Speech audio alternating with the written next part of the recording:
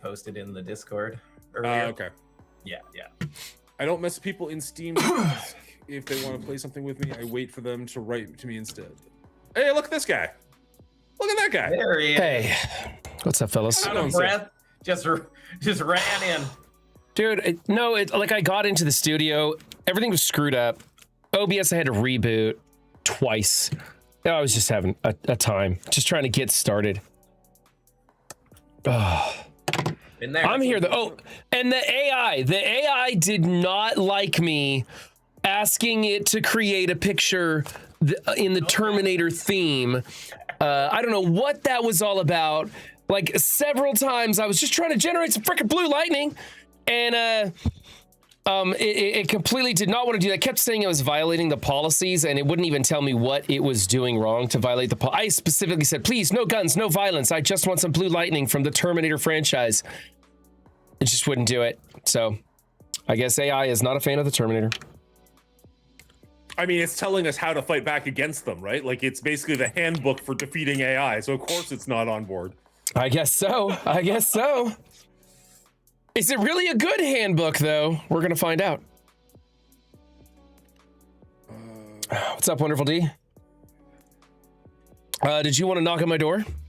Come and knock on my door. I said that just to cue you up, Will.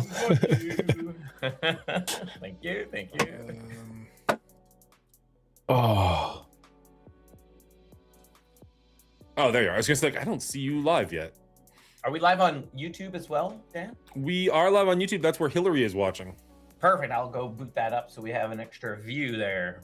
Oh, you're the best. Doing that as well. Oh, you're the best. Everybody's the best today. Windstorm just signed up for his 24th month here at the Mongoli Show, which is just wild to me. Oh, we just got another showing request. Yay! Whoop, whoop. Right now. Yeah, can you be out of the house in the next 20 minutes? Saturday from 5:30 to 6. That sounds perfect. Was that a Seinfeld reference? What? Come and knock on my door? No, that's Three's Company theme song. My apologies. And then, Dan, did you send me the knock knock thing? I didn't even pay attention if you did. Oh, there it is, right there. Thank you. I was gonna say it's up on my screen. It's right there. Yep. You did good, Dan. You done did good. Aw, thanks. Let's go ahead and start showing chat. Do that, and we'll do that. Windstorm, I don't know what you're talking about. I don't have a good Terminator impersonation at all. Yeah, I was gonna ask you about that. I don't think I have any good impersonations, honestly, but... Well, to tell you the truth, I don't think Schwarzenegger has a good impersonation either.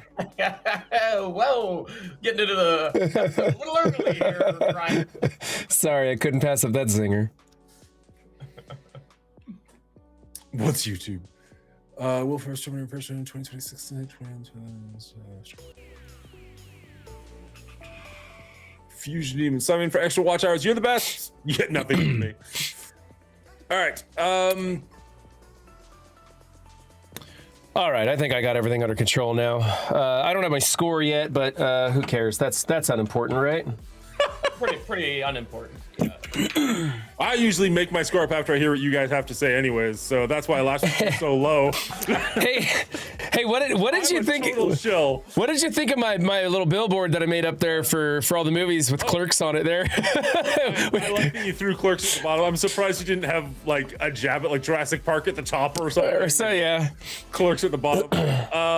That would have been good, actually. I don't know if you've watched the edited version, but it's most of what you guys did. I just threw in a little bit here and there. I did put in the actual board so that you could see it, and the movie did hit the top 10 list, so I threw it on there, although it's not actually on the top 10 list because of too many ties at 9th and 10th place, but it is technically tied for 9th with a score of 85, so it's right there. It's just the fact that I comes after A and A, so even Dan couldn't bring down the Great Incredibles. I didn't want to bring it down. I don't. All good. Let's see. I'm running low on both your channel points, so I'll hear both of you at once. Nice, Windstorm. Collect them points. Get them biddies. How many Terminator movies are there in the franchise? Because I just made slots for 7. I'm pretty sure there's 6, but my brain always wants to say there's 7. So we got Terminator, Terminator 2, Terminator 3, Rise of the Machines, Terminator Salvation. Okay. But I still don't like it. I mean, it improved it for me, and the experience was good. And to find out why other people like it so much was good as well. That's fair. Dan, did you find out why people liked Incredibles so much, or? I just trust that you do. Whatever. Looking at the board, I'd have to agree with you. There's a lot of movies on here that I never would have watched had not been for this show. And like some of them, sure, are ones that I wish I hadn't. But there's a lot of ones like the Dollars trilogy. I always kind of wanted to see it, but I don't know if I would have actually taken the time without this show. And I'm glad I did. Love it or hate it, there's a lot on here that I'm glad I watched. If only so I can like say that I did. That's fair. That's fair. I'm just here for you guys. You're probably right, Windstorm. You're probably right. The movies don't matter. The movies don't matter to me. Otherwise, I would have bailed a long time ago. Fair. Can't blame you on that. Let's do that. All right. You guys ready to go? 1 second. Yeah, I guess as ready as I'm gonna be, probably, right? I don't know. That's a question for you. Yeah, I'm good to go. Thanks, Dan. I'm good to go. All right.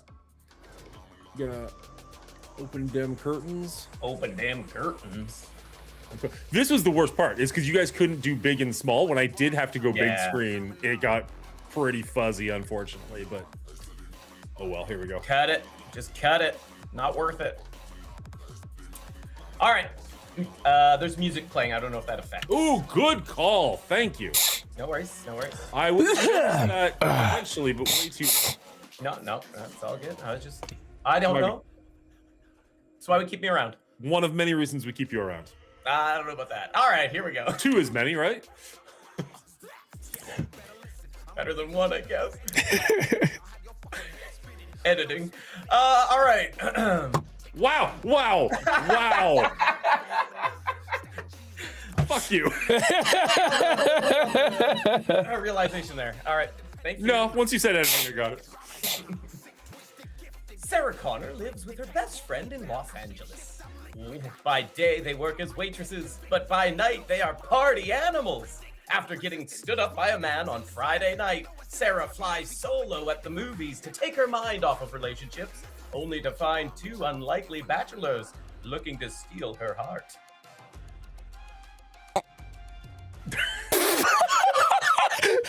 I was trying so hard not to bust up, so Dan had a quiet section to cut. Oh my God, you took that in a direction I've never even heard of before. Wait, we all watched the same movie, right? Absolutely. Yep, this is a movie about 2 guys fighting over a chick. Yep, that's it. All right. He's not wrong. Hello, everybody, and welcome back to Our Rating, the show where I get together with 2 of my friends. We take a movie franchise, break it down by movie, give an overall score, and then throw it back up on the board. I'm joined this week, as always, with Brian and Will. Will, how are you doing this week? I'm living my best life. As you know, we're watching Terminator, and I love the first and second Terminator. Probably, we'll see, actually. I'm actually worried about my marks compared to your guys's, because I know we got some fanboys out here. But yeah, I'm living my best life. I'm having a good time, and I leave on vacation in a couple of weeks, so looking forward to that as well. Very nice. What about you, Brian? How are you doing this week? I'm doing okay. I'm as always, I'm working like crazy, and I got a little flustered today because the machines were rising up against me, and I had some trouble getting stream going, so I was a little bit flustered. But then I come in here, and you guys just already got me cracking up, laughing behind the scenes. So it's been fantastic. And by the way, if you guys want to find us and watch these live, come find us on Twitch, either my stream or Dan's. We do these Thursday night. Very nice, very nice. Yeah, as you all know, if you watched The Incredibles last week, I was away camping for the week. Had a great time off with the family. Since I started doing content creation for YouTube and whatnot, it's kind of hard to like relax at home. It always has this like nagging at the back of my brain, like you should be doing something, you should be working towards your next video or whatnot. So it's kind of amazing to get away where you're like, oh, I literally can't work on anything. I can just spend time with the family. So that was a very very nice little break from everything, from all this. As much as I missed being here, and I wish I could have been here to discuss The Incredibles with you, I needed it, and it was really, really nice to get away. So kudos to you, Will, for getting away for as long as you're about to. You will be here next week, and then you're going to be missing 3 weeks, correct? Correct, but I do intend on submitting some video evidence of my reality on these next upcoming movies as well. Nice. And then when you get back, the first episode back will be our 100th episode. I'm going to try and plan some fun stuff for that one. Hopefully, are you guys cool doing a double episode if we do like a 2-hour thing? Do you have the time for that? Well, since you just sprung that on us now, of course, Dan. That's what I planned for. If we're live, say yes. Yeah. Hells yeah. All right. Mental note, ask all my questions live on air. All right, 1984's Terminator. This is, I have to assume, one we've all seen multiple times, right? Like this is not a first for anybody. No, yeah, we've all seen this movie. Who hasn't seen this movie at this point? Am I right? So interestingly enough, I watched this with the watch party, or at least I watched the last half with the watch party, and then I went back and watched the entire thing a couple of days ago, so I was ready for this. I always would have said that Predator was my favorite Arnold Schwarzenegger movie, or at least it's of the classic era. Yeah. Rewatching Predator for this show, and now rewatching Terminator for this show, I think I've got a new favorite. I think Terminator takes the top spot from that one. We'll see what happens next week. I haven't seen Terminator 2 in probably 20 years. But I thoroughly enjoyed this movie, more so than I remember. And I remember liking it. Yeah. I guess I'm playing all my cards on the table right now. That's interesting. I'm somewhat in the same boat, Dan. This score came out higher than I remembered it being. I had so much fun, and maybe it's a nostalgia factor. Maybe this movie holds up pretty darn well for being. I was 2 years old when this thing came out, and this thing Watched it in the theaters. Yeah, that's it. Yeah, watched it in theaters. That's right. Just got rid of that pacifier. No, I was kind of blown away. I had so much fun in the watch party watching it, and I even watched it again after that because twice in the it was. This is a great movie, mostly. which is fair. I remember in Predator when we rewatched it, like the whole scene where they're saving the village was just so poorly executed, and I was like, oh, that really took away from me. I still like all of Arnold and the Predator, like the last 40 minutes or whatever. Yeah. But like kind of leading up to that kind of hurt it a little bit. Whereas in this one, I mean, there's a couple of stumbles, but for the most part, this one's a fun romp from beginning to end. I would say that this is my favorite movie featuring Arnold Schwarzenegger. Maybe. I might actually still like The Predator better. I'm not sure. But to say this is my favorite Arnold Schwarzenegger movie kind of like makes it sound like I really like Arnold in the film. And actually, Arnold was like the biggest fail in this movie for me. I had a hard time with him. I'm like, dude, it's a robot. You just have to act like a robot. And he had some trouble at times where he seemed to either get a little emotional or angry, or he's flinching, or there were some weird things like he has to pull back and swing to punch through a car window. And I'm like, if you're a robot, you should just be able to slowly push your hand right through. Like there were like a lot of little things that when I'm watching it and I'm paying attention like we do now when we really dissect these movies, it kind of fell apart around Arnold. Thankfully, everything else in this movie is so fantastic. And he's still fun to watch, even though it's a little bit off. I can understand your point there. I just don't know how cinematic that would be if it was just like, as opposed to like the punch through the glass. I just think it would look really cool if he slowly pressed through it like no human could. It would point out that he's a machine under there, and it would really help. And there were other times when he's like shooting and he's flinching at the gunshot, and I'm like, if you were a robot, would you really flinch? Unless they programmed it into him, I guess. I don't know. Now, here's a question for you, because watching this twice in a row in a week, it's a long time in this movie before they explain who or what Arnold is. Now, it's on the poster, and we all know, and of course the name is the Terminator, but I mean, like, you know, you could have a Denzel Washington movie where he's got a gun and he's called the Terminator. Like, it doesn't have to be a robot. We know it's a robot because it's a franchise that's been since like we were little kids.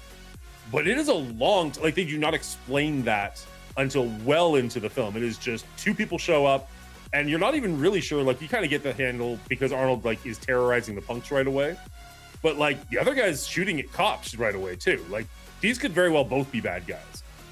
But we know that Arnold is the bad guy. We know he's a robot. But watching this without like trying to think like when does the movie actually tell us that? It is well into the movie before they tell us what's going on.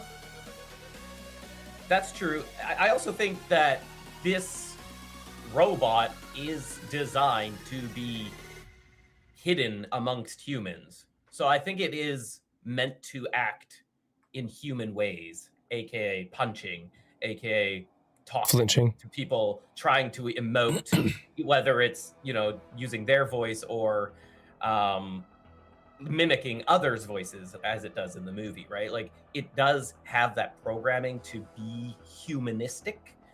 And I think there was a pretty good balance of like, oh, this guy is like a robot in the way, and kudos to Arnold in this, like he did months of weapons training, gun training specifically, to be able to load and unload guns without looking, to be ambidextrous in shooting weapons. And it's very difficult to do any of that, let alone to do it in a couple of months.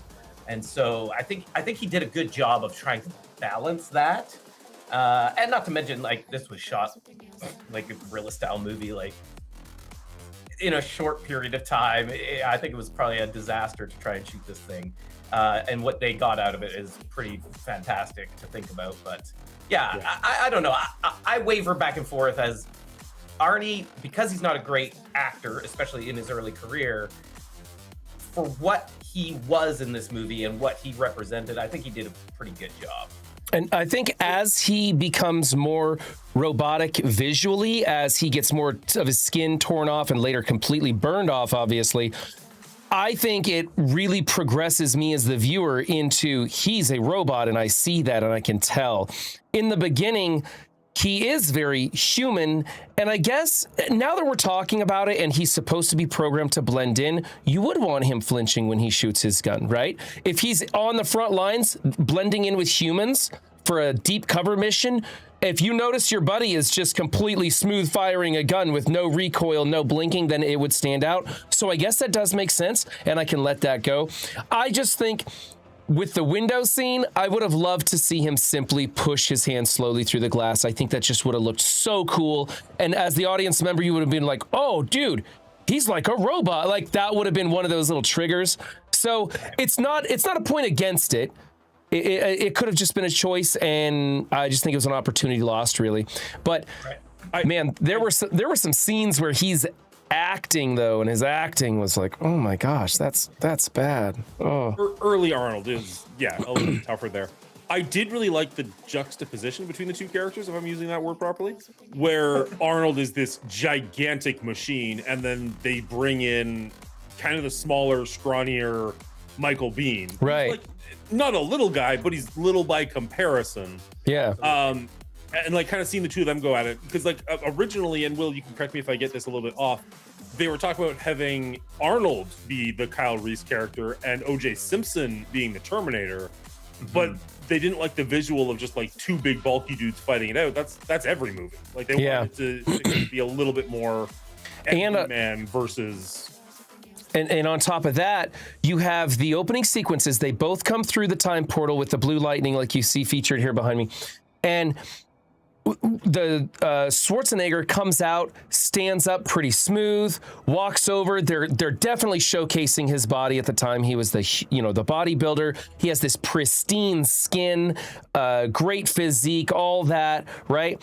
And then Kyle Reese comes through, and he looks like hungover, like crazy. They make sure to show off all this body scarring. He's not as big and bulky. He's having a much harder time after that time travel bit, and it showcased the difference between the two, and like you said, that juxtaposition was really good. Correct me if I'm wrong. Arnold comes in and he's like in a pose, like he lands perfectly on the ground, and Kyle Reese is like 10 feet in the air or something, right? Like doesn't he fall the second he lands? Yeah, he flopped in. Absolutely. Yeah.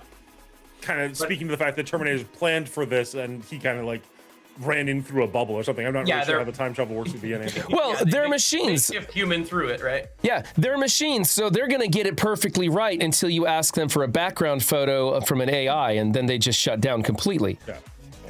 One thing I will say, one of my dings against not just this movie, but like the franchise as a whole, from what I can remember, because most of these movies I've only seen once, and some of them I haven't seen at all. And they could have fixed it with like one simple line. I wish there was some like hindrance to the time travel technology where it can only go back so far. So the further into the future we get, the further into the less of the past they can go back to. Right. Because otherwise, just keep going back to kill Sarah Connor, or send 7 of them back to kill Sarah Connor, or go and kill Sarah Connor's grandparents. Or, I mean, they talk about the fact that like some files were lost in the war, so maybe they don't know who her grandparents were. But I don't love the fact that like it keeps coming back to the present when there are times it's like, no, go back further. Like, why wouldn't you go back to the 80s again if it worked almost well the first time? Could be they're trying to avoid the butterfly effect. Go back 30 years. That solves it right there. Like as soon as the future gets to 2029, they can only go back to 1999 or whatever they. Well, and as we get into these movies, I think we can kind of assume that because it basically does that, right? As these franchises go on, we get a little further in the future, and we also don't go as far back in the past, so it's kind of moving together, and maybe that is a thing. I would like also that line of dialogue that confirms that. Exactly. They do say it's a one-way trip.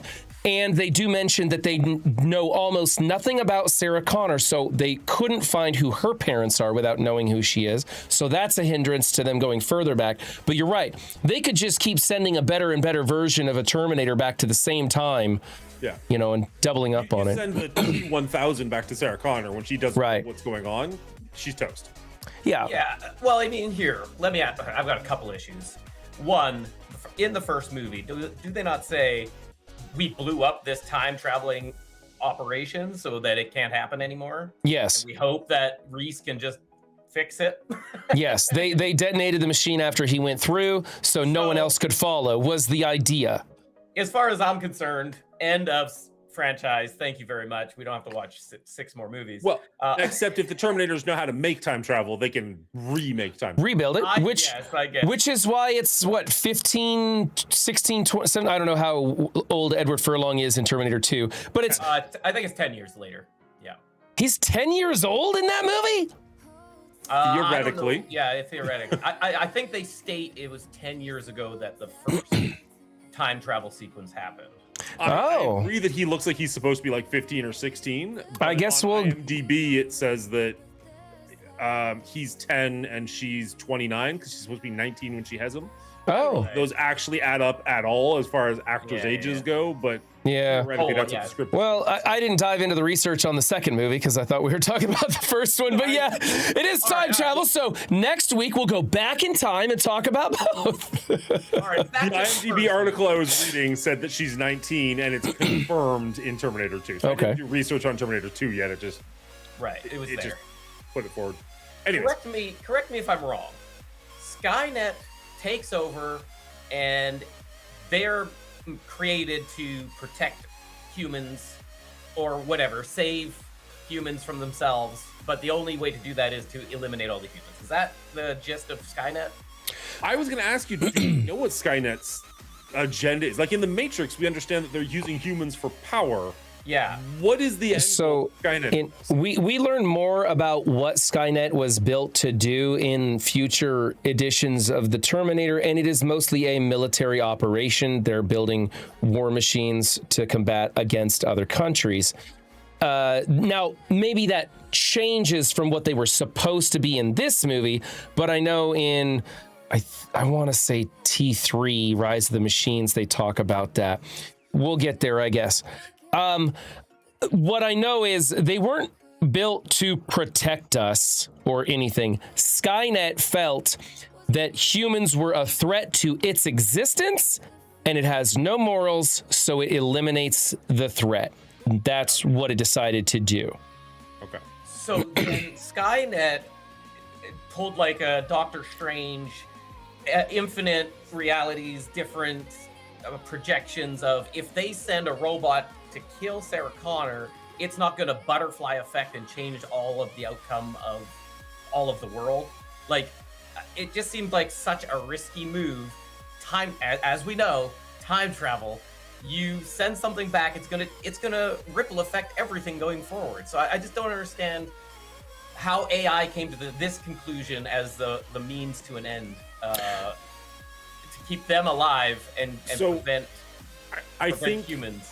Sarah Connor / John Connor is not at all responsible for making Skynet. Sure. So getting rid of them will not change that.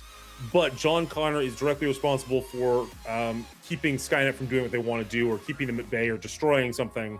So getting rid of him will allow Skynet to still happen whilst not hinder Skynet in the future. Now, they can't tell if, John Connor dies and, Steve Zahn takes over and he's now the new leader of the resistance and he does an even better job.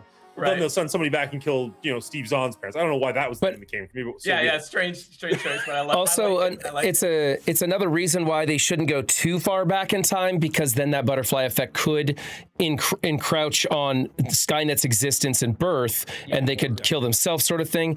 I too. This is another point where a line of dialogue would have been great. It could have been that. That Schwarzenegger's secondary program after eliminating John Connor is to go reinforce the birth and construction of Skynet by delivering his components to whoever originally did it, right? Right, but that's what happens anyway, right? Like, that's what happens anyway.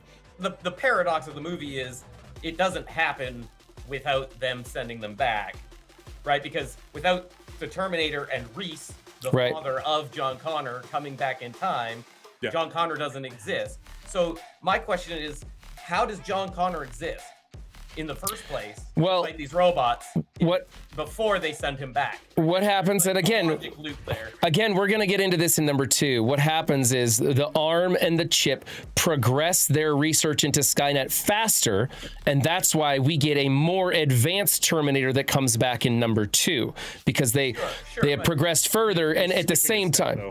But ignoring that, the rise of Skynet, there's no John. How does John Connor come to take? They wouldn't send the Terminator back in the first place to kill John Connor, because John Connor wouldn't exist if Kyle Reese didn't go back in time to make John Connor. So that's why John Connor is what is called a Jinn. He is created because of this time loop and does not exist without it.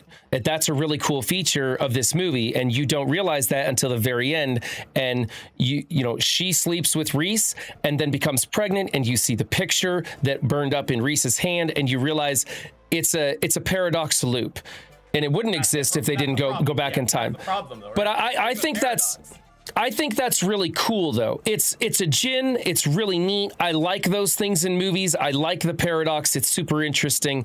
Yeah, it doesn't make any sense, at least not to my, three-dimensional brain. This is kind of not at all the same thing, but kind of like the T-Rex paddock in Jurassic Park.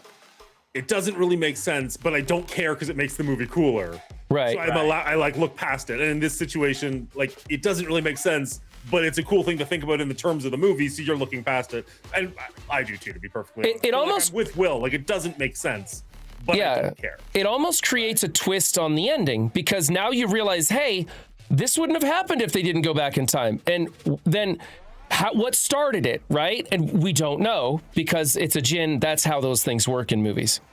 In fairness, there could be a different father. She has a kid named John. He turns into this amazing person. Kyle Reese comes back, has sex with her. She's like, oh, I'm supposed to have a kid. I'll name him John. Turns into the Weasley nothing that is Edward Furlong. And we fuck up the timeline, and the Terminator wins anyways. Whoa. First off, let me correct you, Dan.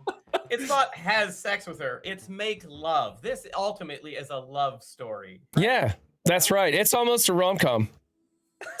It's one step away.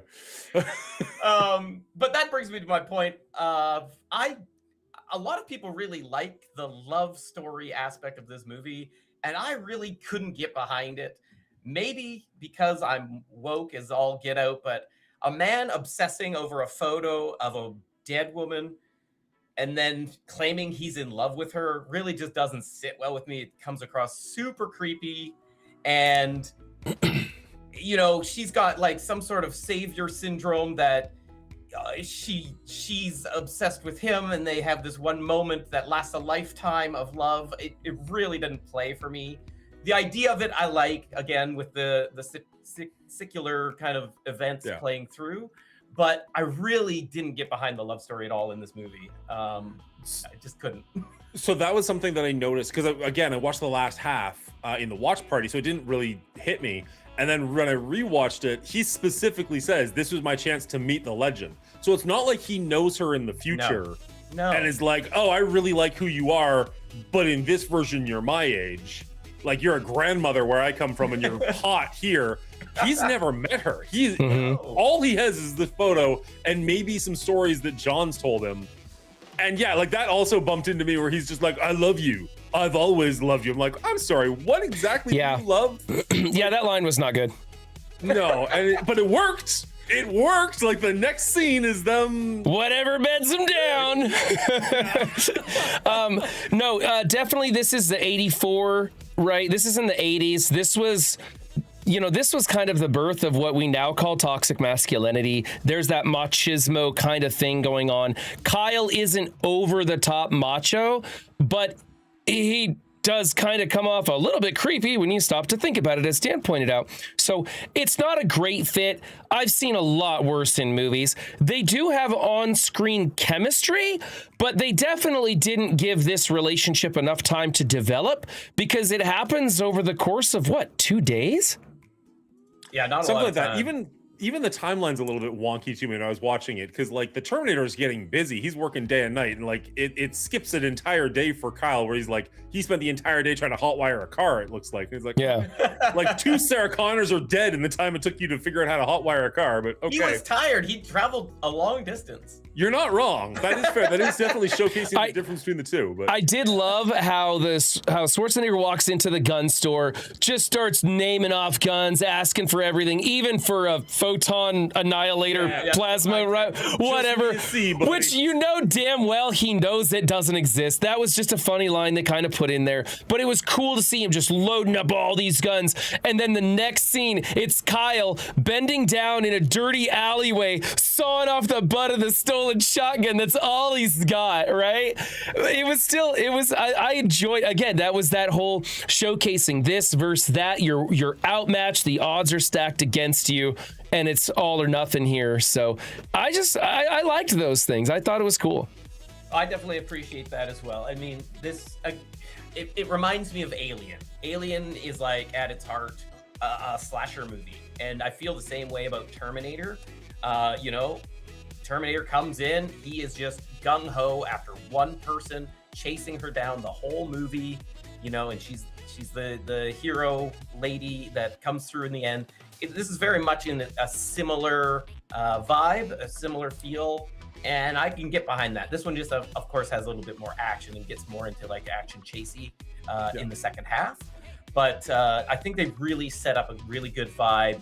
One, by not letting us know who these 2 future beings are, who the good or bad is, or if they are, and just the precision and the just focus of Arnold's character in this is so good. Breaking in and just moidalizing people is just really well done and really keeps you on the edge, I think. I'm sorry, what was that word? Moidalizing people. Oh, it's a new one for me. Okay, fair enough.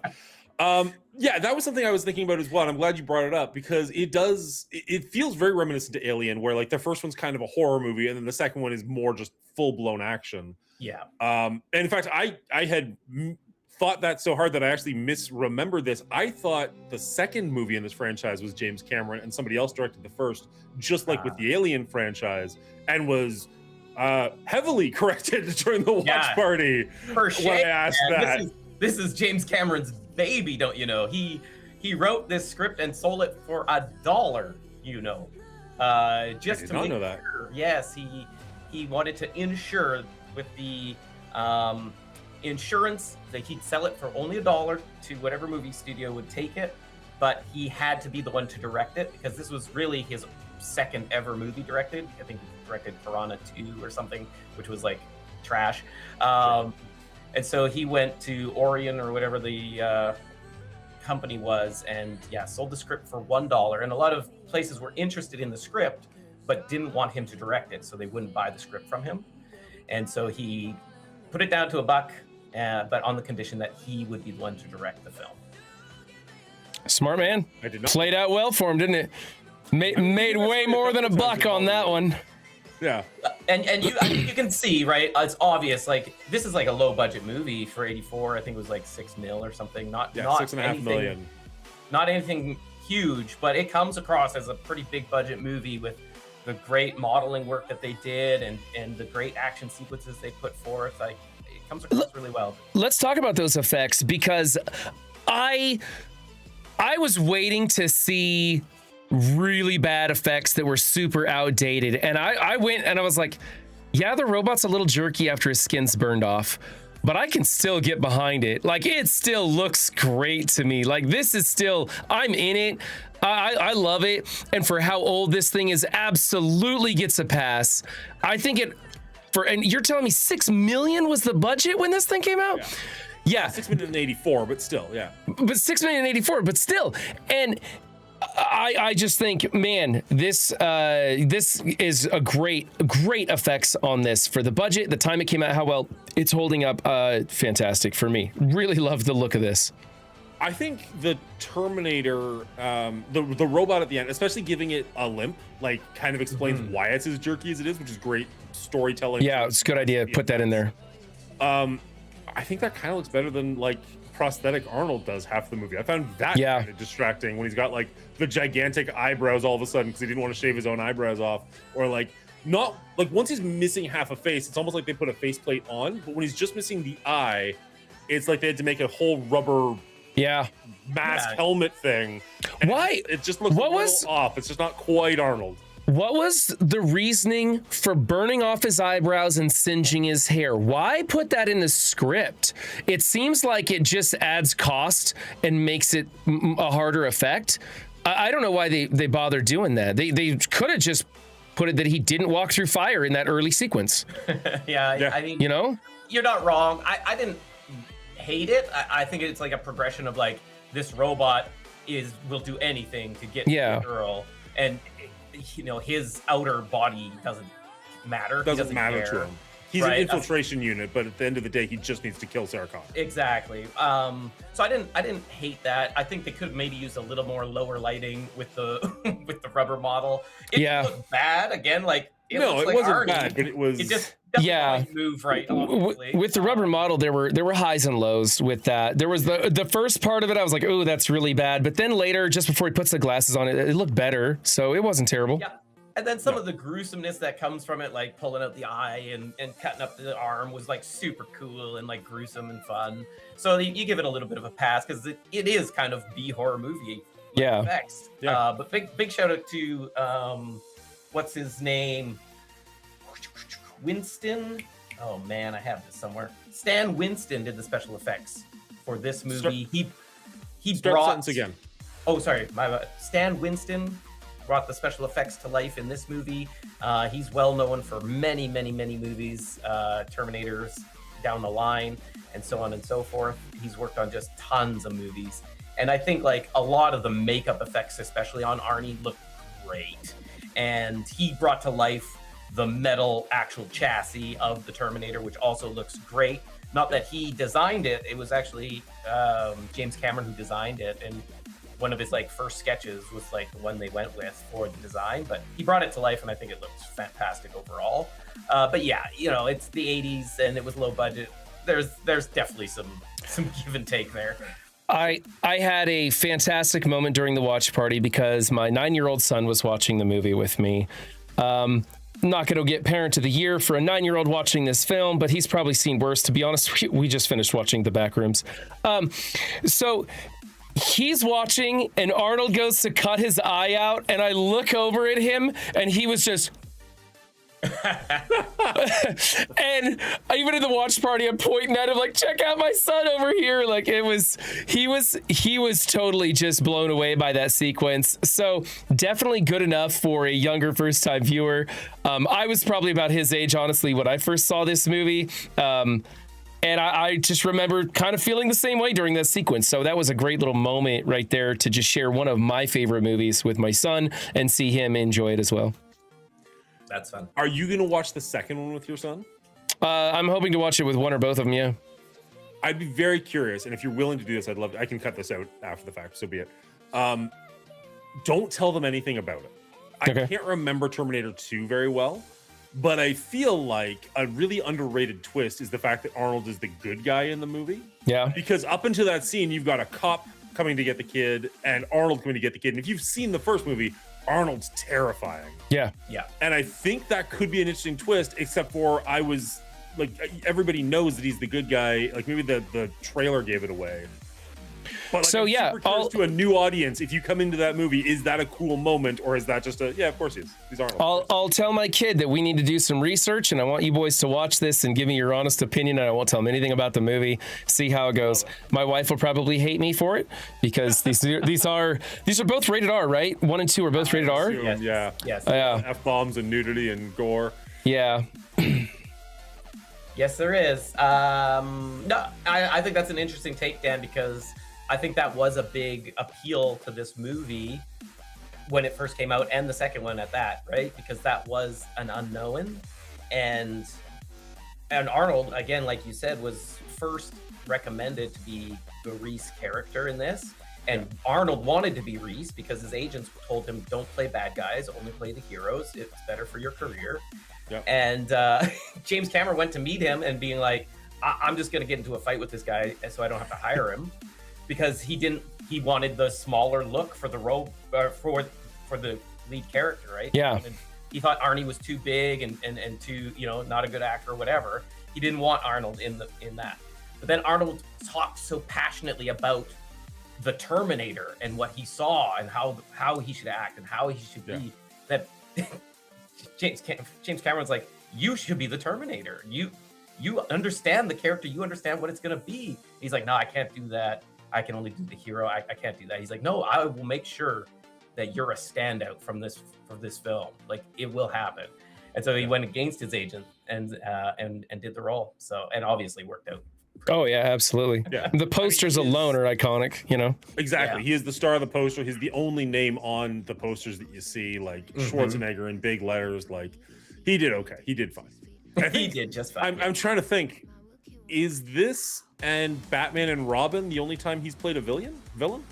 I think there was some other, like, he was like a bit part in a movie that he was a bad guy, but again, it was like just a short little bit, like just like I'm a big brute and then I get defeated kind of thing. But yeah, very few times. Fair enough. What do you guys think about the time travel sequences where they show Reese's world, Reese's future, and the effects, the characters, the guns, the world building that went on in this movie for the budget that it had? What do you guys think about that? I think the scene that we get where Reese is going into the compound and he's getting let in and the dogs are sniffing him and he's walking around and you're seeing all the little kids. The kids are watching like a little fire in a television set because they obviously have no power or anything like that. I think that's really great world building. I think that does a lot of telling you what the world is by showing it to you as opposed to like somebody just explaining it to them. So I think that's fantastic.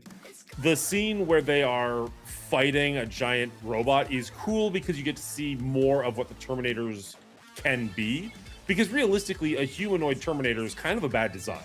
Like, if you can make a robot be anything, make them be a skyscraper on wheels. Like, maybe not a skyscraper, you know what I mean? Like a massive thing that can have way more artillery as opposed to a human. But the infiltration models do make sense. We see the guy get in and kind of blow the place apart.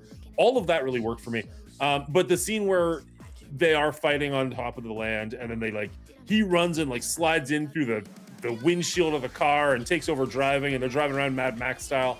I feel like that car gets nuked way too quickly. And if they just they were doing a great job hiding, just take the robot out and keep hiding.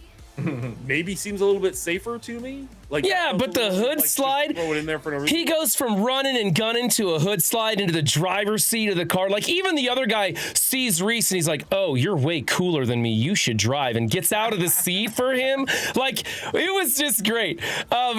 Didn't make any sense at all. Love the sequence. What about you, Will? I think again, I think they did a lot with the lack of money they had. I think they did really great with the model work and splicing the model sequences with the live people sequences to make it feel as real as they could. I think we've seen worse model work in much more recent movies. So I think it holds up okay. Lighting is, really dim to hide a lot of flaws. It's not bad. Did I love the future sequences? Not as much, because it's more sci-fi and I'm not a huge sci-fi guy. So I like the present day stuff better, just because it's a more enticing story to me. But yeah, I think they pulled it off for what they were going for. Yeah. Buckle up for Salvation. Yeah, for real. Entirely in the For future. sure.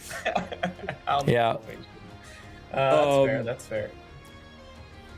I completely lost what I was going to say. Oh, Well, what you were saying about some of the effects looking better. Like somebody in the group chat was making fun of like the Terminator at the end of the movie. And it's like, oh man, the green screen here is pretty rough. And I'm like, honestly, it looks a lot better than Aliens 3 did. And that movie's like 15 years ago. So like, I think for what they're doing, it's 100%. not bad. Yeah. I mean, there was a very clear, like, whatever blue screen, green screen of them like running through the building, and then the guy coming behind him when they try to close the door. Oh yeah. Oh, I'm not saying it was perfect by any stretch. Yeah, but I think that was probably the choppiest one. But again, for me, like when you see the passion that's put into the projects, that goes a long way with me. And this movie is oozing that passion. You can see that everybody's on board in this movie. Everybody's going 110%. And it shows on the screen. Absolutely, it does. And even with some of the janky effects or some of the bad story elements, like the biggest thing for me is they're in the car chase, and I think Arnie's in like the cop car, and he crashes into the wall or something, and then the police are like hot on their tail, and Arnie just disappears. The Terminator just gone. Like Sarah and Reese are in their car, just like almost annihilated, and the police pick them up. Why didn't the Terminator just finish the movie right there and then? What's going on? Yeah, that was one scene I didn't understand where they look over and he's gone. And at first I was like, when I'm rewatching that and it's dawning on me that this is an inconsistency in the plot, I'm like, okay, maybe the Terminator feels that the presence of all these armed police who are ready to fire is too much of a risk for him to take. And so he's going to wait and come back. But then he makes an assault on the police station. So it doesn't make any sense. Right, so right. I'm going to ask a question about sequencing the movie because I honestly don't remember at the moment. Does the car crash happen before or after he goes to the gun shop and fully loads up? After. Because if he doesn't have all the weaponry, that would make sense. If he does have all the weaponry, it doesn't make sense. No, he's got his weapons. It's after that. But before they go and get interrogated by the police. And then, that doesn't really make a lot of sense because he can clearly take on all the police and he has no qualms with killing them. He doesn't even need guns and he can take on all the police. Like, let's be honest. What are they going to do to him? I mean, he did have a damaged eye and his right hand was damaged where he couldn't use it. So maybe he felt he was too damaged to take on the police at that moment. But then later he puts on the sunglasses and that's all it takes for him to annihilate 30 some cops in a building. Right. So, yeah, definite plot inconsistency there that didn't make any sense or didn't have enough to it. It works if you do think of this as a horror movie, because that is exactly the kind of trope you would see Michael Myers do. Yeah. Right? Like, he's right over there. He's right. Where'd he go? And then he comes back later on to just chase you constantly. Yeah. In a sci-fi movie with a robot who's invincible or nigh invincible, yeah, it doesn't really work out that well, but it works in the story and the context of the film because it is that like, oh, where is he? He could be anywhere. Yeah, they're still but in that. You're not wrong. He should have just, instead of being anywhere, he should be right there and killing you. Yeah. Just reflecting back, knowing, oh, he's this unstoppable machine. It doesn't work. But this is a slasher film, and we're keeping the suspense alive. It works, but it's them trying to blend that, and there it doesn't quite work together, but it is what it is. It's fun. No movie is perfect, right, Brian? No movie is perfect. That's correct. This one's gonna get a high score, I feel, but it's not gonna be a perfect film. So, We had an amazing cast in this movie with some great cameo, well, not cameo appearances, what will later become reoccurring characters. Of course, we got to mention our guy, Bill Paxton, who makes the trifecta of both Aliens, Predator, and Terminator. Fantastic. He's got his list of movies that he's been in, like Edge of Tomorrow, Twisters, all kinds of stuff. But I know Will has a list of actors that he probably wants to shout out. Not to mention like Lance Hendrickson, man. Fantastic characters in here. What do you guys think of them? Yeah, I don't have a list. I like Lance Henderson. We saw him again, obviously, in Alien, the franchise there, and he was great in that. And AVP, so kind of gets all three, but yeah, he kind of hits. Yeah, kind of. Quite the same. We'll call it 2.5, maybe. Wasn't Michael Biehn a voice actor in the cartoon Predator, so that he could be technically in all three? I think so. Also, I'm not sure. Yeah, I feel like we talked about that during that episode, but I'm not super. I guess it's right in front of me. I can just IMDb that. But for him to play Hicks in one of my all-time favorite films, also like fantastic. You know, like I didn't really even know who Michael Biehn was until Terminator or until Aliens 2, the sequel. But then going back and realizing that he played Kyle Reese in this film, and it's just like, wow, he was great here and just got better, you know?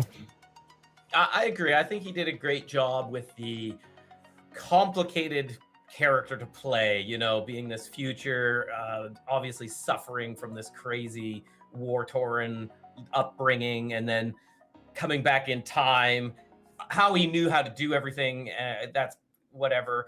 But like, he does a good balancing act of like, I just have to protect you at all costs. Just come with me. I'll explain it. And they do a good job of explaining little bits while they're like driving away in the car, or there's a moment in the hotel room, like a little bit of quiet to do a little bit of exposition. Yeah. I think he balanced it well overall, aside from he was given the creepy task of hitting on this old lady. Yeah, of giving birth to John Connor. There was hated a little bit from his character commenting on the 1980s and like the excess and the world that it is, because like the world he comes from sucks. Even when he's in the department store and there's just like jackets and shoes and like all these brand new things, like just a little bit of him like looking around just like, holy crap, like they just had stuff everywhere. Or like he should be in, like, this is not needed in the film, but like I would have loved to have seen him thoroughly enjoying a cheeseburger. Just be like, oh my god. He asks for the kitchen and it's just to make pipe bombs, which is super important, don't get me wrong, but like if you're traveling back from hell to a paradise, it would have been fun to have seen him enjoy a little bit of paradise. Yeah. Well, and that's the other thing is like, who wouldn't volunteer for that job, right? Like, right? Well, I get out of here forever. Done. I'm not even gonna say Sarah Connor. Fuck y'all. Yeah. Bye bye. And I'm gonna fuck your mom. I really enjoyed his sequence in the car when he is trying to get it through her head that this machine will not stop. Right? Very good dialogue that he delivered right there. I also love he gave birth to the iconic line, "Come with me if you want to live," right? That was his line. That started it all. Everybody gives it to Schwarzenegger, but that was his line, and a fantastic line, and an intense sequence too, when he goes and kind of, you know, sort of rescues her, but also uses her as bait, which I thought was a little bit weird. Like, you could have just got her, convinced her, or kidnapped her or whatever, and then just drove away and just wait for the guy who's gonna constantly chase you. Yeah, that's the Terminator. I don't need to wait for him to pop out and put the red dot on her forehead. But it was a great scene, though. Great scene. Yeah, loved it. Like, everything they did was like, I don't know if it should work like that, but God, it was so much fun to watch. Yeah. There's a lot in here. Again, I'm gonna bring up Jurassic Park, where it doesn't necessarily make the most sense, but it makes for the best film. Yeah. Right. And his line about the kitchenette where he's like, yeah, we're gonna make plastique, and I'm like, okay, that's not plastique, and you can't make it out of that stuff either. That's a pipe bomb. It's cool. Why'd we have to call it plastique, which you never used in the movie? But still, explosives. That was good enough. Where he comes from, they might not know what plastique is. Maybe he was told this is plastique. I don't know. Yeah. Maybe it's something else. Yeah, it works. Yeah, it works. Another favorite sequence of mine was when she is watching the Terminator after it explodes in the truck, and she's watching it kind of crawl, and it lays its head down and its skin is just sloughing off as it burns to death. And she relaxes, and then she hears Kyle, and she's like, oh, Kyle, and cue up the romantic music, and they go over there, and it's a pretty climactic ending right there, and that was pretty cool. But it wasn't the end of the movie. They take it up a whole nother level. You get another huge sequence where the robot comes out of the fire, cue up that dun dun dun dun dun music, and just your adrenaline. I got goosebumps just talking about that scene. Such a great little sequence in the movie. Loved it. Just made this movie absolutely epic for me. It's the one last kill. The slasher always has to come back one last time. Yeah. I also enjoyed. They do it twice. Well, yeah, most of them do it multiple times, but you know what I mean. Yeah. Like they sure. never stay dead. Definitely slasher vibes. I did like that it's Linda Hamilton saves herself in the end. Like, yes, Sarah Connor absolutely. is the one to actually kill the Terminator. Yep. I mean, obviously Reese helps a lot. She would be dead long before this point. But at the end of the day, she's the one that outsmarts it. She's the one that crushes it and kills it. And she's the one that survives. I thought that was really cool, as opposed to like if his pipe bomb was the last thing and it was his dying wish to protect her. Okay. Yeah. I like that she saved herself. This makes her a badass, strong female lead. I love those. She starts out helpless and kind of pathetic, but her character develops and she becomes Sarah frickin' Connor. And she kills the Terminator. And I think that is what this movie's really all about. It's not the birth of John Connor. It's the birth of the legend, Sarah Connor, who becomes a badass. And we get to see more of that coming soon. That's a great place to end it if you guys don't have anything more to say. We could talk some more and splice it back in earlier if you want. No, that's true too. That's all good. We can. Do you have anything more? I don't actually have much more now. I've got plenty to say, but we can go to ratings, and I always can talk about stuff while you're doing. Yeah, we're knocking on over an hour for this one, so yeah. I started before. Well, yeah, I guess fair enough. Yeah, okay. Let's do this. If you like what we do and you want to help support us, consider joining our Patreon. There's a link down below. Thank you to our producers, as well as our executive producer Dino, and a huge shout out to our head writers Elder JM990 and Real Bubba Hotep. Thank you all very much.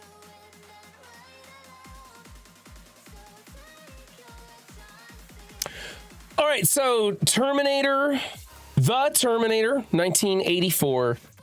This is one of my favorite movies, one of my favorite franchises, and I'm so stoked. And just frankly, I'm honored that we get to do this one. I can't say enough good things about this movie, so I'm going to try and just highlight some of the flaws. Arnold's acting was not amazing for me. I was kind of finding it laughable. I loved his character, and I love him cast as the Terminator. And as the franchise continues, he's going to have some highs and lows as the T-1000. The plot had some holes. It's a time travel movie. It's going to have some holes, so I forgive the time travel plot ones. In fact, I like that John Connor is a djinn. I like that twist ending in the film, so that adds points for me. But there were some small plot holes, things that just didn't really make sense why you would do that. But those all led to great action sequences. So it's like every fail this movie has just makes something better out of it. This was just awesome from start to finish. I'm giving it a 92. Not a flawless movie, but something everyone should watch. Very nice. Brian decided to talk about all the negatives. I'm going to go the opposite way and talk about some of the positives about this movie that we didn't really touch on. I think the soundtrack for this one is actually pretty solid. There was one point where the music was a little bit weird and jarring, but for the most part, the music in this is really solid. And that like dun dun dun dun is such a good little piece of music with so little. Like, it's so classic to the Terminator, and we're going to hear it coming up in the next few movies as well, I'm sure.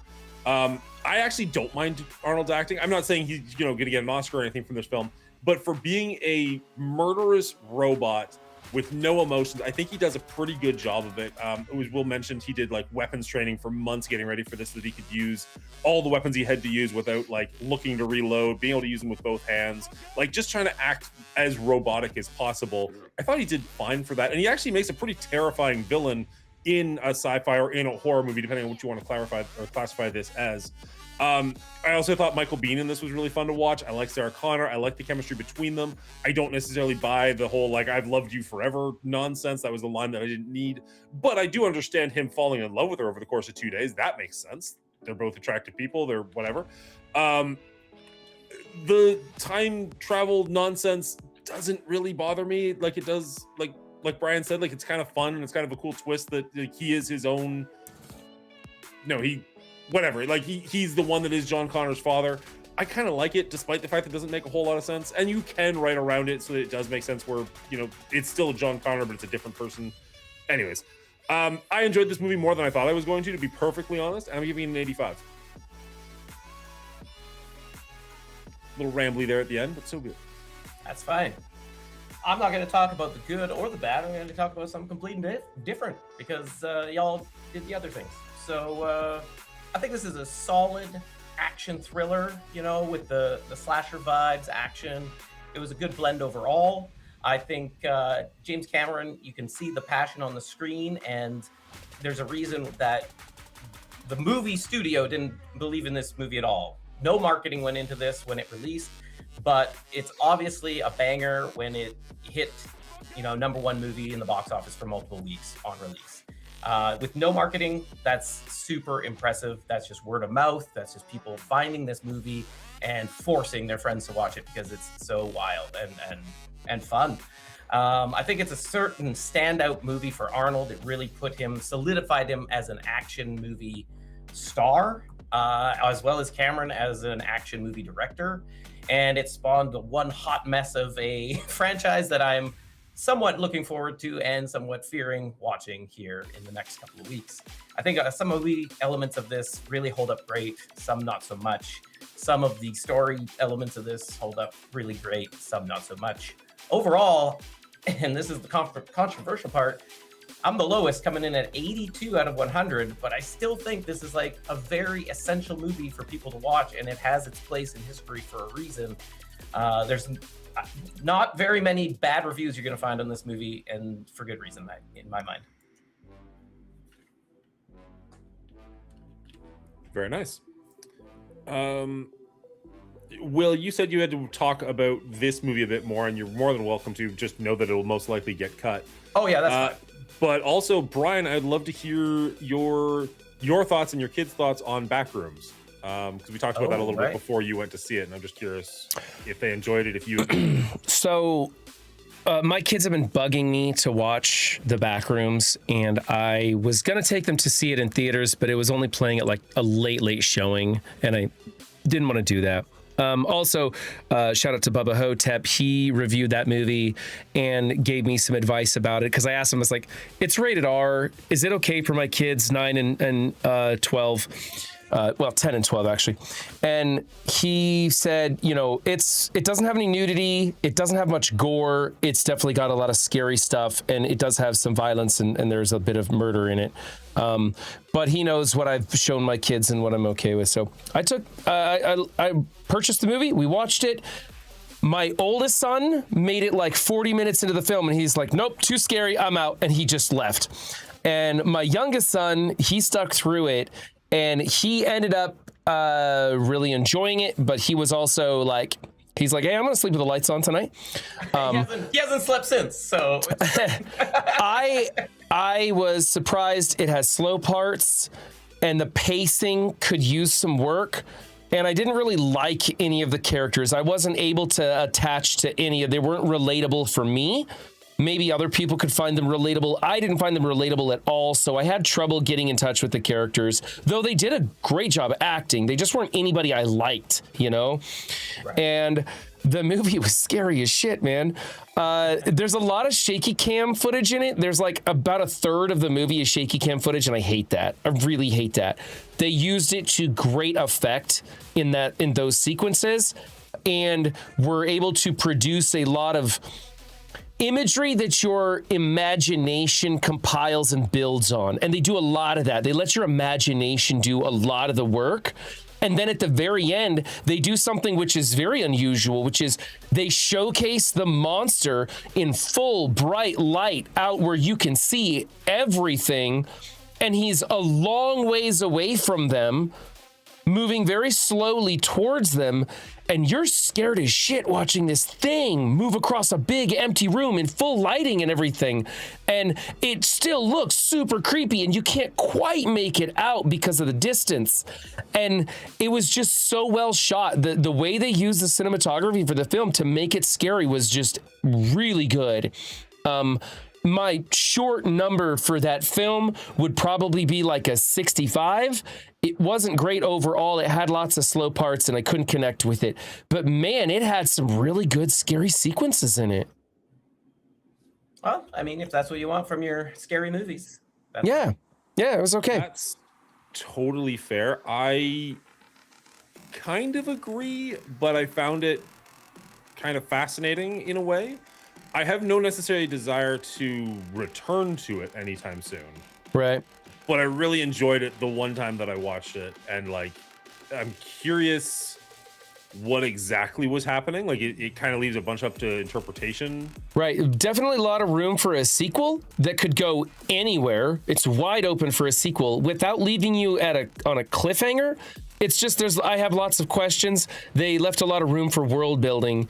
And I think a sequel could do really well, or it could do miserable. So I would be very hesitant to go see a sequel. I'd want to see who's writing it, who's directing it, and I'd probably let Hotep go see it first and tell me if it's worth it.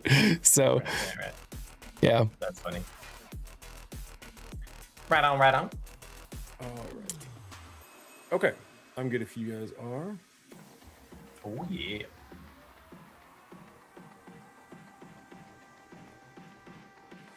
Oh, this list is getting up there now, by golly. Right? We're gonna have to start actually cutting things at some point. And with that, you can see Terminator comes in with a score of 85, 92, and 82 for a grand total of 86, tying it with Kill Bill at the very top there, only being in the second place because of the alphabet. What do you guys think of this ranking? And obviously this happens a lot where like we get one movie in and it goes straight to the top, and then, you know, the second movie, the third movie, the seventh movie really drag it down. And in fact, we've got two of those back to back with Terminator The Incredibles. Both of those we've only reviewed the first movie of. But yeah, this being tied for first place, does that feel about right to you, one movie in, or does that feel ridiculously high? Will, I'm going to go to you.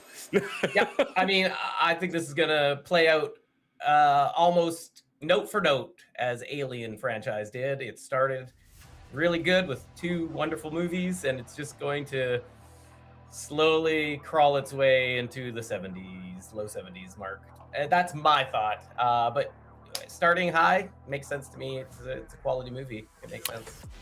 I think that technically speaking, Kill Bill is probably a better produced movie, or movies, however you want to figure if that's one or two movies, you know, because we called it two. We called it two, right? We called it two. But I do think that from a technical standpoint, Kill Bill was definitely made better, right? But it had a bigger budget to work with. And as far as like Will talked about the passion that was put into the Terminator, I think that's why it can hold up to Kill Bill. And I think when Terminator 2 comes out, we're not going to see it slide very far at all. But yes, over the course of this franchise, I see it dropping right down there with Aliens and Predator. I think that's fair.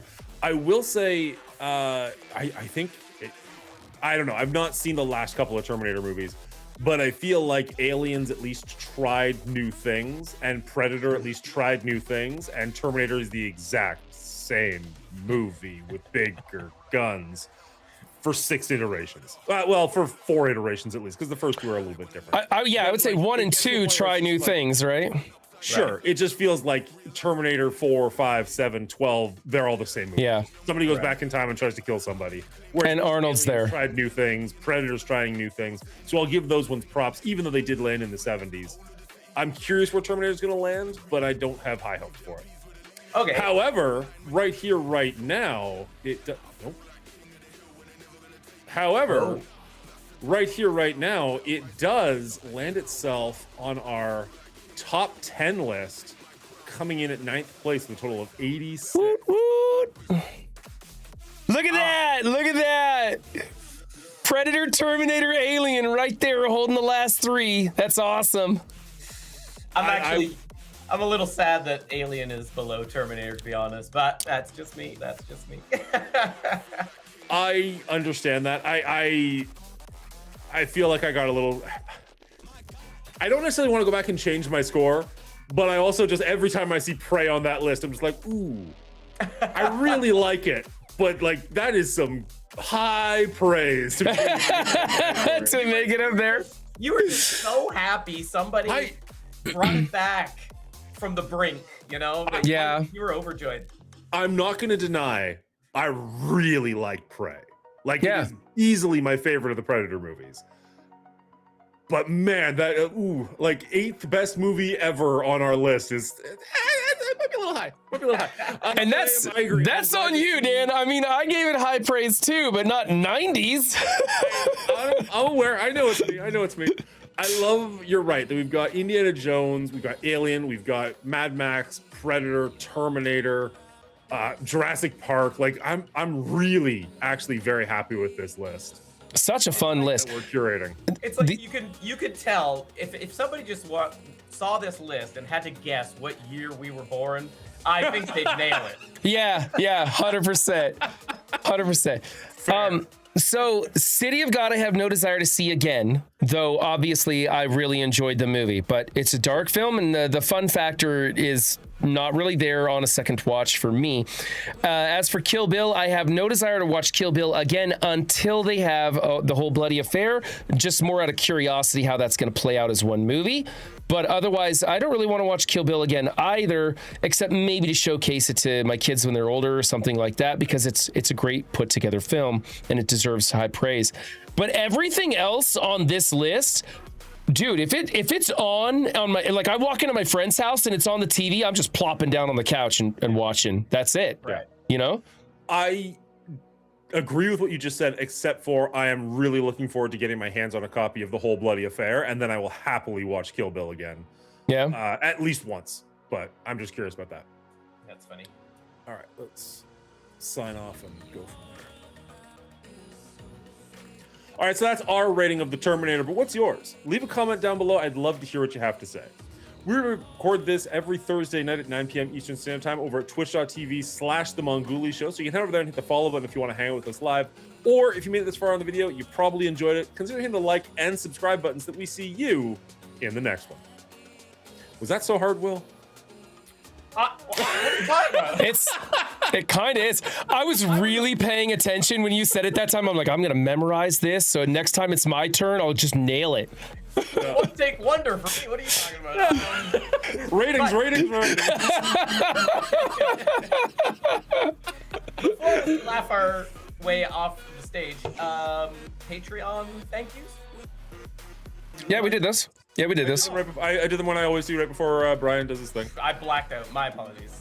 Which is probably why you have no idea what to say when it's your turn. Give us your rating. Now you know ours. Our rating. So Brian, before you showed up, you kind of just answered this. Before you showed up, Wonderful D had a question for Will and I. Do you have to have fun with a movie in order to give it a high score? Which obviously you don't, because you just said that about City of God.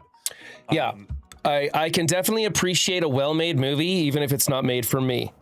The fun is one of my 7 criteria that I put in it, so it does affect the overall score, but it's 1/7 of the score. And sometimes I can see maybe you two, the fun that you guys have watching a film, and I can I almost like adjust a bit for that too. Just like, okay, like the back rooms, I have no connection with those characters whatsoever. And the pacing of the movie really took it out of me. So there was not much fun for me in that movie, but there was a lot of scares, which is why I wanted to watch it in the first place. So I give it a lot of praise for that. So yeah, you don't have to have fun, but in a movie that is absolutely my bread and butter, like Aliens, like Predator, like Terminator, the fun scores are off the charts and they do boost my score. That's why this one came in so high over your guys', is because time travel, cyborgs, guns and action, and Schwarzenegger. Hell yeah, sign me up. Yeah, no, that's totally fair. I can find, even if it's a movie I wouldn't call, like, again, I'm gonna go back to Schindler's List or American History X. I mean, I'll go American History X because I saw that more recently. I don't have a ton of fun watching that movie. Yeah. But I have a great time watching the performances. Absolutely. You know what I mean? So like that can raise the fun factor for me up higher, even though the actual movie itself is very hard to watch. Dark. Yeah. I think there's something wrong with you if you're having fun watching that movie. Yeah, I think the fun why don't you? The fun factor is the thing that really determines whether I'm going to watch it multiple times. If it's a lot of fun, I will watch it over and over and over and over. But if it's not a lot of fun because it's too intense dramatically, it's dark, it's edgy, or I just don't connect with it well, then it can be a great movie, but it's a one watch for me. That's fair. It's okay. So another one that I would say would be Tom Hanks in Philadelphia. Whiplash. You're right. That's Whiplash fantastic. That is like, it's not fun, but goddamn, is that a ride? Like, yeah. It's so good. For sure. If it can pull you in, if you're enthralled by it, like that's like, you're experiencing the movie, right? The way they intend it. That's great. That can correlate to the fun factor, right? Like fun factor is just an umbrella term for that experience in my mind. It doesn't mean, oh, I'm going to watch this movie every I'm not having a big smile on my face the entire time I'm watching it. But you're in it. You're in it, right? Yeah, I'm not bored. I'm not checking my phone constantly. I'm not like, holy crap, is this still going? Yeah. And we've had a couple of those. Yeah, if I have the urge to pick up my phone and play Meow Doku while the movie's going, it's not a good movie. It's just not. I downloaded that trash game. Oh my god. I love that for like a night. I was like, this is kind of okay. And then I just like every match was like match ad, match ad, match ad. I'm like, fuck this. See, I had that same problem, and Windstorm's been bugging me about ad blockers, and I found this excellent thing for an Android. You don't even have to install an app or anything. There's a thing in your settings that you can change, and it gets rid of the ads. And now I'm just Meow Dokuing it like mad. We might need to talk after the show then. If nothing else, it'd be great so that my daughter doesn't like download 50 games when she tries to play a stupid thing. Right. Oh, it's too funny. There's something I was gonna run past you. A thought. Again, we're not live, so you can say no to this if you don't want to. Wait, we're not live? Well, we're live, but we're not. Like, this is thank goodness. Beyond the point. Thank you, Kat. For the 100th episode, one of the games that I was thinking about doing could be fun, but I would need you guys to do it, sort of. Like a little quiz, like a little how well do you know your co-hosts? But then I would need you to make the questions up about yourself. Oh, okay. I could do that. Yeah, I could definitely do that. How many questions do you want? Like 10. Like, I wouldn't have it be a whole bunch, and obviously then you get to curate how deep the knowledge is, so you don't have to like out your last name or something if you don't want to. Okay. Although I'd be curious because like I'm sure at this point you guys know my last name. It's kind of everywhere. I can't wait for you guys to answer it. What is Will's actual first name? Brian and I have discussed this where we're just like, do you think it's actually Will? Like, yeah. I'm 17% sure that it's not actually Will. Like, at one point, Will showed me his IMDb page, and I was like, I should remember this, and I forgot it the next day. I'm like, God damn it! Hilarious. Yeah. Anyway, I'm down for that. Discord it to me so I remember though. Otherwise, if Done. it's not in writing, I'll just forget. Yeah, I've got a couple of like silly little games and whatnot to play and just kind of have a good time. I just want to try and make it feel a little bit. I mean, I don't know about you guys. I think 100 is a fucking huge accomplishment. A lot of podcasts make it to like 6. So like the fact that we've stuck around this long and still find it entertaining, still have a good time hanging out every week. We've missed like Christmas twice and one Halloween like in 2 years. That's not. Yeah, that's not bad at all. Bad at all. I think you call that normal. Yeah, that's sure, pretty normal. Yeah. Yeah. Dan, I was thinking, we are all wearing the exact same headset by coincidence. We should see if we should reach out to Hyperion Cloud X or whatever, see if they want to give us a sponsorship. I mean, we're already, doing it. So love their gear. So that was something I was thinking of. Response would be like, wait, so you're already promoting it and you want us to give you something for no reason? Nah, we're good. I mean, we could try and juice it up by saying this is sponsored by and we love their gear or something, but whatever. But tell you what, Brian, I'll keep doing all the editing and behind the scenes stuff, but you work on the sponsorships. I will work on that. I will. And also I did need to please no, do. You're right. It would be amazing to be like, this episode sponsored by Hyperion, whatever these are called. Yeah, no, I want to work on that. I know the name of it, but we love it. I need to work on my. They were all going to sponsors, and then they saw this episode, like, fuck those guys. I need to work on my Amazon Prime affiliation. How there's some stuff that you can do with Amazon Prime, and I think you're already doing some of that as well. So I want to talk with you some other time when we're off air. For it twice, but if nobody uses it in X amount of time, it goes away. Oh, really? Is it? I never promote it. Oh, we don't. Like if this was 20 years ago and physical media still existed, every episode would be like, hey, if you want to check this movie out, make sure you go to AmazonPrime.com and and buy Terminator 2. Right. But like, I'm the only person I know that still buys physical media. So. And you gotta push merch through it, and people actually have to use it or whatever. Not merch, but stuff that they buy. Okay, so that's probably not something I need to bother looking into. Well, if you want to start trying to like, hey guys, we all use these headphones, and I swear by them, and I actually legit do. I love these. Yes, love these. They're fantastic. Then like that could work, but like you'd have to promote it constantly, have somebody actually go through the link, somebody actually buy them.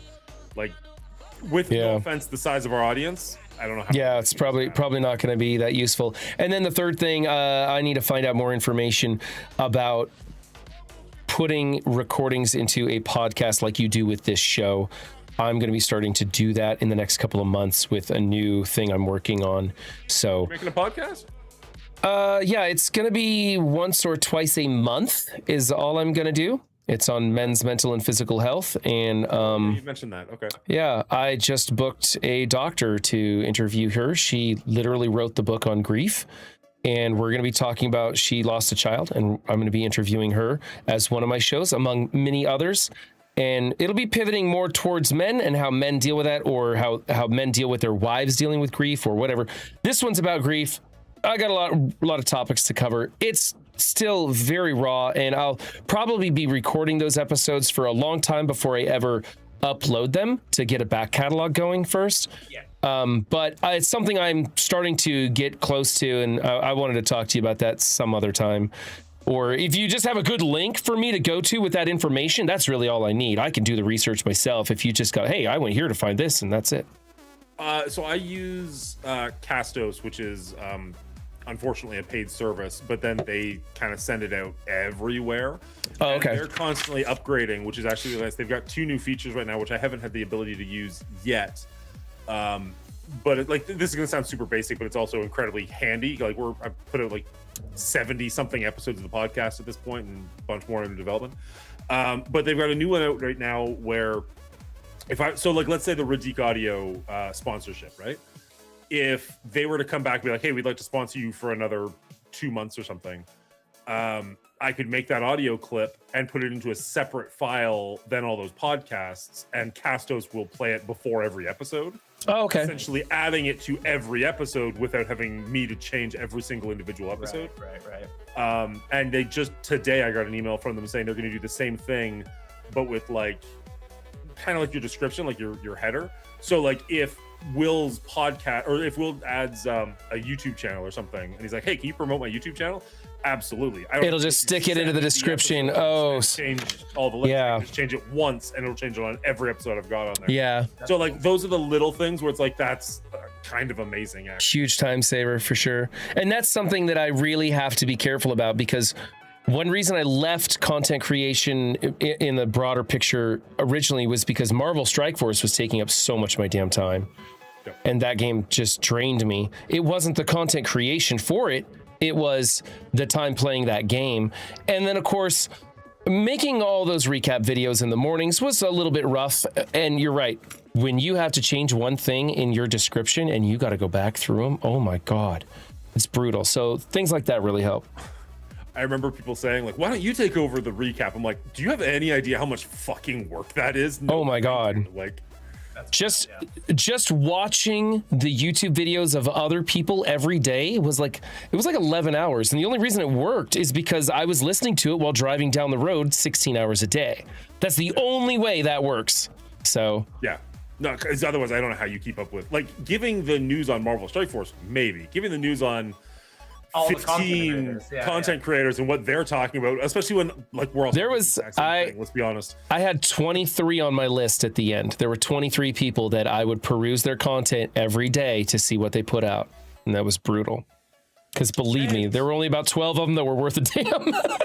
And make it funny and edit it and like yeah, it was I appreciated it, and I used to love like one of my favorite things if I can is putting out a video and then checking the recap and like to see if it made the list. Fucking recap. Yeah. Yeah. Was such a huge like whether it added to my viewership or not, who knows? But like it was just such a huge emotional bump to just be like, oh my God. Actually, you know what? Sorry, this is a little bit weird, and I don't know if this is gonna be funny to say out loud. Not funny, but just weird to say to your face. I was going through my computer, cleaning up and deleting a bunch of stuff, and I found a screenshot of the first time you commented on one of my videos because I was so blown away. I like screenshot because you were just like, keep up the good work and I'll keep watching or something. That is pretty funny. All right, guys, it is 10:30 here. I'm going to call it. You guys have been awesome. I appreciate you so much coming in here, joining us. Everybody out there, we'll be watching Terminator 2. I really, really, really want to make it to the watch party on this one. So the watch party will be watching that this Sunday night. We'll be discussing it next Thursday, and then we'll be will-less for 3 weeks. And then we'll be back for the 100th episode. So, well, not will-less, less will. Yeah. Less will. Probably an adequate amount of will for a change. Right. Oh, actually, that's a good point. Will, what are you up to this weekend?